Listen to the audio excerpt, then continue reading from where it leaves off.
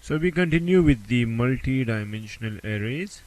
In the part 1 we discussed the one-dimensional array. In this one we will discuss as an example a two-dimensional array as a basis for the multi-dimensional arrays. So arrays can have higher dimensions, just from the discussion that we are going on, that we're doing. So arrays can have higher dimensions. As an example we will discuss a two-dimensional array. So just like the normal daily life, the maths that you see, that we have a one dimension. For example, a line is a one dimension, a page it is a two dimensional. We have got what, so we can say x-axis, we say x and y-axis, so two dimensions we have. Similarly for a three-dimension object we say x, y, z, three dimensions we have. So similarly, if we have an array, one-dimensional array, then the elements are arranged like in continuous adjacent locations in the memory. So if we say there are 5 locations, the size of the array is of size 5, so this 5 contiguous locations would be reserved for this array. The first one would be indexed 0, then indexed 1, 2, 3 and 4. So this would be a one-dimensional array. Now for this is analogous to the line. So you can see from here, like this is the line, and these are the different points on the line. Similarly for a two-dimensional array, just like you would expect that we would have the elements arranged in a two-dimension. So for example, if for two-dimensional array we have got what size is, what, say 2 by 3, so 2 rows and 3 columns. So we can arrange the elements in a two-dimensional array in C++ programming. Now how these elements, actually we say these are the elements. Say for example, there is number 1 stored over here, this is 2, this is also 2, say a third location to be stored over here, 4 and say 7. So this is a two-dimensional array and the elements are arranged in this way. But how are these elements stored in memory? In memory, what do we have? The first row, this would be, you can say this is a subarray. So we would have 3 elements in the first subarray, and this would be, they would be stored consecutively from one after the other. So 1, 2, 2. This place would be reserved for 1, 2, 2, the elements in this order. Then the next location would have the second row. So you can say this is your second sub array, and then this would occupy the next space in your memory. So whatever data type, for example, say it's of an integer type, each of the element is an integer. So this would be one integer, this would be second integer, so one integer here, second here, third here. So the space would be of the integer, means 4 bytes. So 3 and 4 and 7 would be saved in the memory over here. So you can consider like a two-dimensional array as an array of subarrays. So this is one array, this is another array, and you can say this is an array of 2 arrays. So this is how it is stored in the memory. And if you want to access an element, for example, if you want to access this one element, so they are indexed by the rows and columns. So this is what this is, the row is 0, just like the one-dimensional array we start indexing from 0. So this is what row 0, and what is the column number? The column number is also what, the column number is also 0. So this would be what, 0, 0 element. Now this one is what, the row is 0 and the column is what, indexed, like this is the 0th column, this is the first column, this is the second column. So for this one the column is 1, so this would be indexed like 0 and 1. The next one would be indexed with 0 and 2. Similarly for this one, the indexing would be 1 because the row is 1 and the column is 0, so 0. The next one is the row is same 1 but the column is 2, so it would be the column number is 1, so it would be 1, 1. The next one is the row is the same 1 but the column is what, column number is 2, so it would be indexed like 1, 2. So you can access each of these elements by the indexed these indexes. So this element, this location would be called as 1 1. This would be equal to 1 2. This index would be equal towards 0 2, and so on. How to declare this two-dimensional array? So there is an example over here which states how you can declare this one. So you can say that the name of the array is sales. So this whole two-dimensional, this location, this would be called as sales, and each of the element in memory it would occupy, you can see from here, like this element would be the space that is reserved for a one double element. Similarly, this location would be equal to the size of a double. So each of the element would be of size double, of type double. How many elements do we have? So you can see from here, this many rows and these many columns. In this case we have got 4 districts and 3 months equals to 3, so it would be an array of size 4 by 3. Now each of the element can be accessed by calling the index. So you can see from here, if you say the first location, this element, so it has index 0 0, so you have to write here this is 0 and 0. So sales, in sales array, which element you want to write?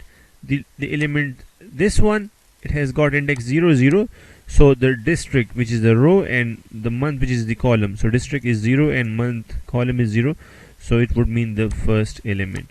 If you want to write a number into this location, say for the same one, the name is sales, so you can see from here, in this sales, which row you are talking about? Row number 0. Which column? Column number 2. So this has got index 0 2. So if you want to write anything over here, so you say sales 0 and 2, so it would refer to this location. And then if you want to write, you say cin or assign some number to it. If you want to read, then you can say cout. So this is how you can do the indexing. So the remaining things, everything discussed in the remaining the subsections is all about what we discussed in the example above. So you can see from here, the one that I mentioned above, that you have got a two-dimensional array, but this is arranged in memory in this way. You can see from here, so the first row is the they are the elements of the first row. Since this is what 0 0 location, 0 row 0 column, so we refer to it by the name, and we say the row is 0 and the column is 0. So sales 0 0 would actually refer to this first element. Then sales 0 1, so for this row, for this element, the row index is 0 and the column index is 1, so we say this is word 0 1 index. And how to refer to this element? The name of this array is sales, so we say sales, row is 0 and then what, column is 1, so sales 0 1 would actually be saved in memory in this location. The next one, this is the first one, this is the next one, and it would actually refer to this element. Similarly, for the third one, it would be this element, and we can access this element with the name sales, and you can see from here the row index is 0 and the column index is 2, so you would say sales 0 2. Now for the next row, you can see from here the row is 1 and the column is 0, so this element would be the next in memory. So this would be the next in memory, and it would be accessed by calling the name sales 1 0. Similarly, we have got the 1 1, which would be saved here, and 1 2, which would be saved here.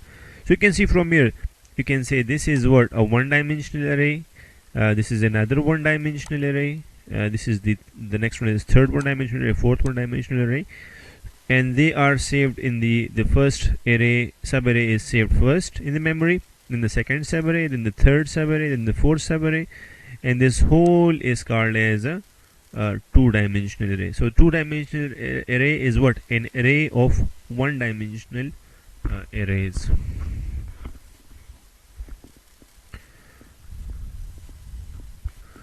So that's all about the there's one thing left, which is how to initialize. For example, you can see above that we declared this array, but we have not initialized. Like, by initialization we mean that we have not assigned numbers to the elements of the two-dimensional array. We just declared it, and then we were actually asking the user to provide the numbers to be saved in those locations.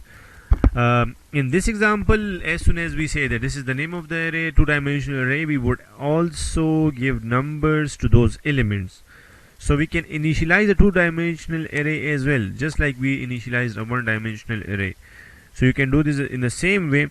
If we say this is the name of the array is sales, a two-dimensional array, it's a 4x3 size, and it's of type double. So there would be 12 elements, and there would be 4 rows and 3 columns total. So in the first row we have got 3 elements, so we can just write them over here, and we can enclose them in parentheses and separate them by comma. So this would become what? The elements of the array, of the first row elements. Similarly, if we just write a comma over here and then enclose the elements in parentheses, they would become what? They would become the elements of the second row of the two-dimensional array. If you want to assign numbers to the third row as well, so just separate, put a comma here, then inside the parentheses write the elements of the third row, separate them by comma, they would be assigned to the respective locations. And similarly for the fourth location, again do the same thing. Inside the parentheses write the 3 elements of the write the 3 numbers, and that would become the fourth row of the two-dimensional array. And then overall enclose them in the parentheses, so they would become this would be your two-dimensional array elements, so they would be initialized this way.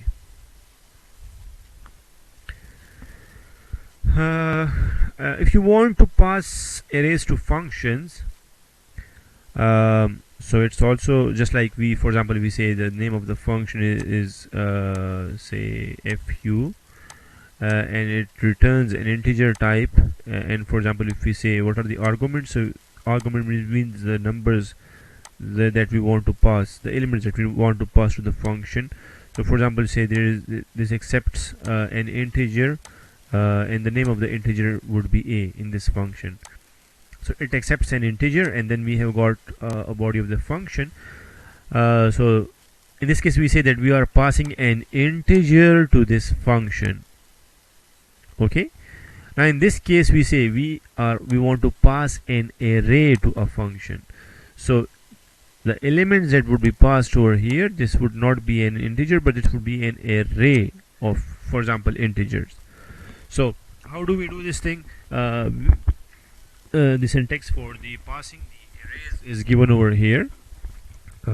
We say, for example, if the name of the function is display, it returns nothing, and it is accepting an array of actually a two-dimensional array. So what do we need to do?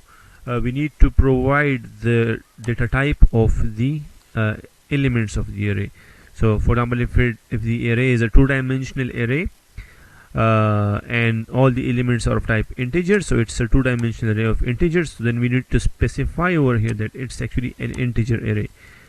If it is of type doubles, just like the one over here, so it is specified over here that the array elements are it's an array of double elements. And how many rows do we have, how many columns do we have, that needs to be mentioned over here. Once this is done, now let's see the body of the function. When we come here, when the function body is declared over here, so you can see in this body of the function, like the name of the function is given, so it's again mentioned over here that it is expecting that the elements are of double type. The name of the function given inside this function call would be equal to fun sales, and the rows and the columns. Now You can see from here that for example, from the main function, if we call the display, the name of this function is display. If we call it and we pass an array to it, so say the sales in the main function is assigned some space in memory, and when we pass this sales function to this display function over here, and we inside this function we are calling it by fun sales. So you should please remember that this fun sales would not have a separate space in memory. This fun sales would actually refer to the same array. So if we say in the main function, if we say sales 00, it would mean this location. If in the function this one we say fun sales 00, so it would also mean this element. Okay, so this is the important thing. So let's repeat.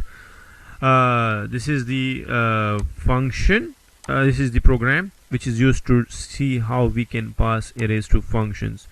So first we need to define the prototype. We have to say that it is expecting nothing, we are expecting nothing from this function, this returns nothing. The name of the function is display. It expects a two-dimensional array of type double, and the two-dimensional arrays are of size 4 by 3. We need to actually mention this one, it is not compulsory.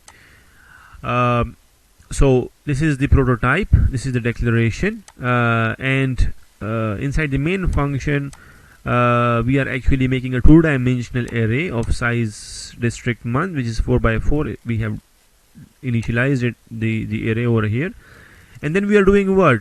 We are passing the sales array, which is this one. We are passing this array to the function display. So the sales array, just see over here, this is a sales array made inside the main function with these elements. So a sale would be a sale with this name, a two-dimensional array would be made in the memory, and they would be the elements of this array. So they would be the elements of this array. Now what happens next? We pass this array to the function. So see how we pass. We just write the name of the array. We pass nothing else. We just say this is the function. We want to pass the sales array to it, so just write the name of the sales. Now once this is passed to it, then see what will happen inside this display function. So a display function, it takes an array, right, which is of type double, and the array would have these many rows and these many columns. So you can see from here, whatever you write here, this fun sales would be simply another name of the array that you passed. So the array sales you passed, you call it by fun sales in this function. So fun sales is simply, in other words, another name of the sales function inside this call. So when you come over here, you can see from here what is being done over here, that the cout, the fun sales, it is just shown. So in this function the fun sales would be printed, but this fun sales would simply refer to the this would be simply another name of the array with the name sales. And the next thing that we have, what do we have here in this? So function call with the array arguments and definition, how we define a function, and that's all for this topic. In the next part of the lecture we will discuss the structures and the classes. So the remaining examples would be discussed in the next part of this lecture. Thank you.